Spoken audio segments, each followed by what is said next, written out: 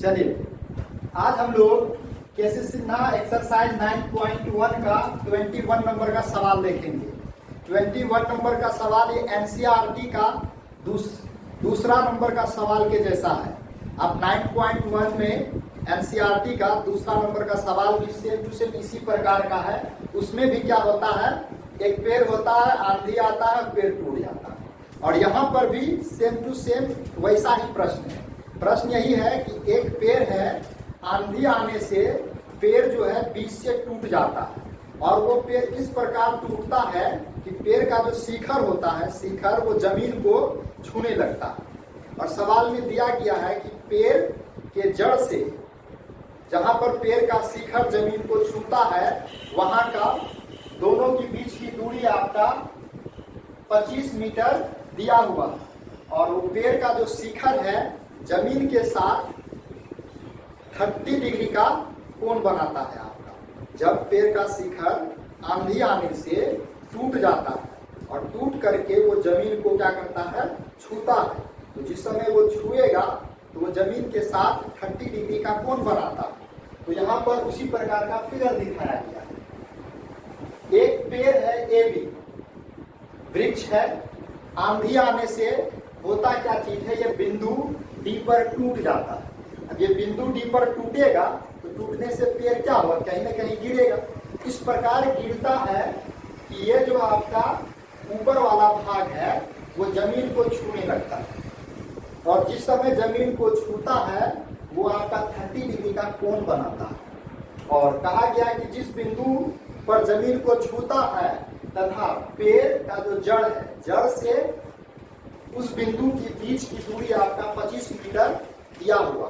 तो हम लोग सवाल जिस तरीके से बोला है उसी तरीके से हम लोग फिगर बनाते हैं। जब ये फिगर आपका तैयार हो जाएगा तो हम लोग आंसर बड़े ही इजी वे में हम लोग क्या कर सकते हैं, निकाल सकते हैं। आंसर निकालने के लिए हम लोग काम करेंगे, इसमें जो भी इंफॉर्मेशन आपको दिख रहा है उस चीज को हम लोग लिखते हैं अपनी भाषा में। चलिए तो हम लोग क्या करते हैं, यहाँ पे मानेंगे। माना कि वृक्ष की ऊंचाई, हमसे सवाल में पूछा गया है कि वृक्ष की ऊंचाई ज्ञात कीजिए। हम लोग क्या करते हैं, मान लेते हैं, माना कि वृक्ष की ऊंचाई एबी। आंधी आने पर, जब आंधी आता है तो होता क्या चीज है, पेड़ जो है बिंदु डी पर, बिंदु डी पर इस प्रकार टूटता है कि पेड़ का शिखर, पेड़ का जो शिखर कौन है, बी है, ये बी जो है जमीन को छूने लगता है।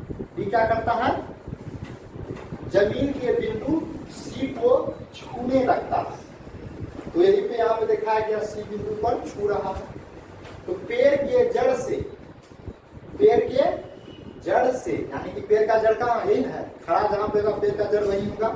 सवाल में दिया हुआ है पेड़ के जड़ से, जड़ क्या है, ए बिंदु, बिंदु सी की दूरी, बिंदु सी की दूरी, सी क्या चीज है, तो जहां पर पेड़ का शिखर छूता है 25 मीटर है। तो अब हम लोग करेंगे क्या, हम लोगों को देख के निकालना क्या चीज है, ये वाला भाग यहां से यहां तक ए बी। तो ए बी निकालने के लिए हमको क्या क्या चाहिए, ये वाला भाग चाहिए और ये वाला भाग चाहिए। तो अब तभी ना हम लोग जोड़ के निकाल सकते हैं। ये एक डंडा प्लस एक डंडा दोनों को जोड़ देंगे तो टोटल लंबाई क्या हो जाएगा, निकल जाएगा। तो हम लोग जो त्रिभुज यहाँ पे दिया हुआ, तो त्रिभुज की सहायता से तो हम लोग इतना ही निकाल सकते हैं, इससे आगे निकाल सकते हैं क्या, ये वाला कैसे निकले, ये तो बड़ा समस्या है। एक तरीके से हम लोग तो ये वाला निकाल सकते हैं, ए डी इस त्रिभुज में आ जाएंगे, ये निकल जाएगा। लेकिन इस तरीके से कंडीशन दिया गया है जिससे कि मेरा सवाल बन जाता है। गौर से देखिए, ये जो आपका बीडी भाग है, यही भाग में जमीन को आके छू रहा है। तो जब ये जमीन को छू रहा है, ये वाला बीडी भाग और डीसी भाग बराबर होगा कि नहीं, क्योंकि यही भाग में टूटा, ये भाग ऐसे अभी खड़ा है, ये आके टूट के ऐसे गिर गया। तो क्या लगता है, ये वाला भाग और ये वाला भाग दोनों बराबर नहीं होगा, है तो रियल में यही ना, ये अभी यहाँ ऊपर में खड़ा था, बाद में ऐसे आ गया, तो दोनों का लंबाई तो बराबर ही होगा। इसीलिए हम लोग लिखे यहाँ BD is equal to DC। ये BD दिख रहा है, BD is equal to DC। ये वाला भाग टूटा और टूटने के बाद यही वाला भाग ऐसे बन गया। इसलिए दोनों आपका बराबर होगा, इसीलिए लिखा गया BD जो है वो DC के बराबर होगा। अब देखिए हम लोग निकालना क्या, हम लोगों को AB निकालना, पेड़ की ऊंचाई। AB किसके बराबर है आपका, AD प्लस BD के, AD प्लस BD के होगा कि नहीं होगा।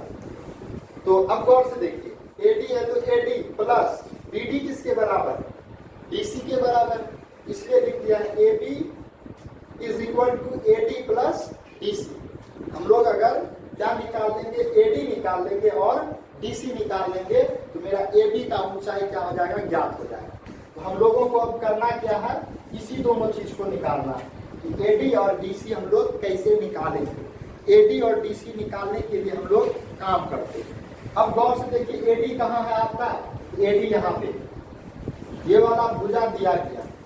तो अब बताइए इस दोनों भुजा में हम लोग संबंध लेकर के काम कर सकते हैं ना। तो यहाँ पे देखिए आपका AD और AC में आपका संबंध आता है 10 का, इसीलिए हम लोग लिखे अब समकोण त्रिभुज DAC में, DAC में 10 30 is equal to AD by AC। ये आपका AD बाय AC, P बटे क्या होता है, B।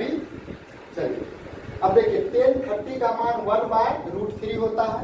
AD हमको पता नहीं है, ज्ञात करना है, और AC का मान आपका सवाल में दिया है 25। अब हम लोग क्या करेंगे, क्रॉस मल्टीप्लीकेशन कर देते हैं।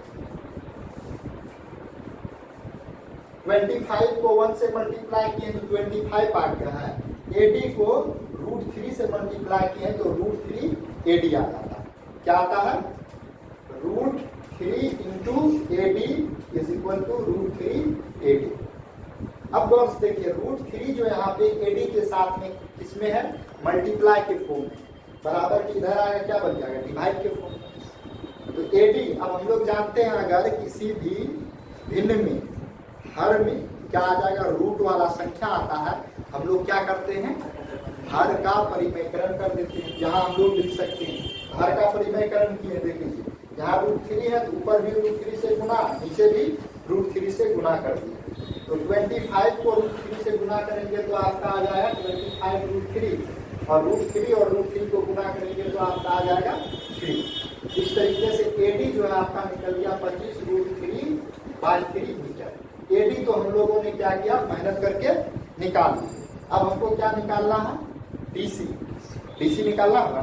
DC कहाँ है देखिए जरा, DC आपका यहाँ, तो DC निकालने के लिए भी हमको इस त्रिभुज में आना होगा, इस त्रिभुज में।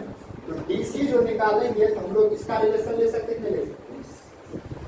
AC और ये DC दोनों में कौन सा रिलेशन है, कोस का है, समझ में आ रहा। हम लोग इसीलिए लिखे पुनः समकोण त्रिभुज DAC में कोस 30, यहाँ पे एंगल 30 है, इज इक्वल टू क्या होता है, AC बाय DC। तो आपका कोस 30 का मान √3/2, AC का मान 25 मीटर, DC का मान पता नहीं, हमको निकालना है। अब हम लोग क्या करेंगे, फिर से क्रॉस मल्टीप्लीकेशन करते हैं। ये DC और √3 मिलके हो गया √3 DC, और ये आपका 2 इंटू 25 को मल्टीप्लाई किए तो आपका कितना हो जाता है, 50 हो जाता है आपका, ठीक है। अब देखिए यहाँ पे आपका √3 जो है DC के साथ में क्या है, मल्टीप्लाई के फॉर्म में, इधर आएगा क्या बन जाएगा, डिवाइड। तो जैसे √3 नीचे में आता है, फिर से हम लोग क्या करते हैं, हर का परिमेयकरण कर देते हैं। यहाँ आप लोग लिख सकते हैं तो 50 √3 को मल्टीप्लाई किया 50 √3 आ गया, और √3 और √3 को मल्टीप्लाई किए तो आपका 3 आ गया। यहाँ से हम लोग DC भी निकाल दिए। अब हम लोग क्या करें, इस दोनों ही मान को इसमें पुट कर देंगे तो AB का क्या हो जाएगा, ज्ञात हो जाएगा। तो यहाँ पे इसलिए लिखा है वृक्ष की ऊंचाई बराबर क्या होता है, AB है ना। AB किसके बराबर होगा, तो दिया हुआ है AD प्लस DC के बराबर, AD प्लस DC। AD का मान आपका दिया हुआ 25 √3 प्लस ये आपका DC का मान है 50 √3/3।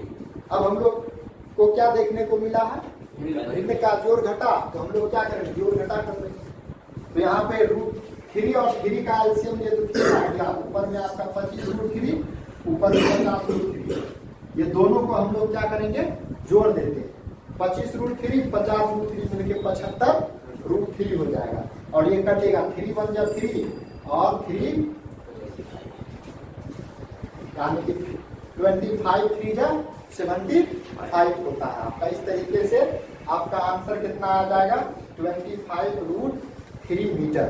तो इस तरीके से हम लोग वृक्ष की ऊंचाई ए बी ज्ञात कर सकते हैं। आपका ये आंसर हो गया। क्या कोई दिक्कत नहीं?